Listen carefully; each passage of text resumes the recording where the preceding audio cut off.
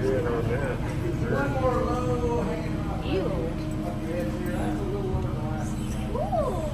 I thought probably does that mean the water dripping down? Oh, that's cool. Because I thought it was like slime. Forming a sacred actually dirt. It's so cool. All right, guys, that concludes the tour of the caverns. Done. Yeah, all right. Wasn't that fantastic? That was great. That was fancy. No, I want to welcome you to underneath the Ozark Mountains. And you know, the Ozarks is home to over 7,000 caves.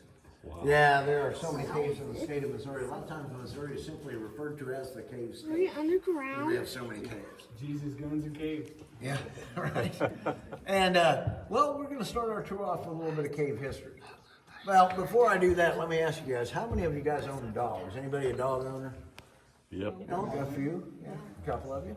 Well, you know, Fantastic Caverns was actually discovered by a dog. Yeah, a dog discovered a cave. Dog named Juno. See, Juno was a hound dog. Back in 1862, Juno and his owner, John Knox, were out hunting.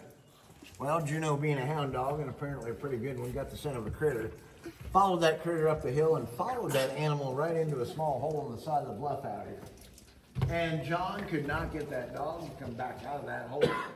No, he tried everything he could think of. I think finally out of desperation, John ran back to his cabin, came back with a little wax candle.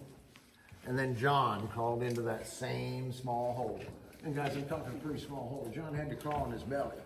About 20 feet back of crawling, John realized, well, he didn't have to crawl. He could actually stand up. And that is the moment, to John's surprise, he realized he owned a cave. Yeah, he was a cave owner. He had a cave on the property the whole time, but knew nothing of it until that moment. Now, the good news is he was able to get Juno, and the two of them got out of the cave safely. John covered up that small entry hole, and you know, he didn't tell anybody about his cave discovery for quite some time. And I'm going to share a little bit more about John and Juno later in the tour. But before we move up to the next stop, I do want to bring your attention to the cave floor behind me, where it looks like at some point somebody had a garden down here in our cave.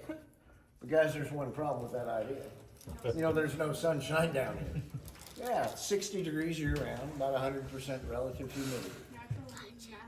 Unnatural light only goes for so long. Well, what do you think you could grow in a garden bed down in the cave? Mushrooms. Yeah, mushrooms, very, very good, guys. You guys are sharp.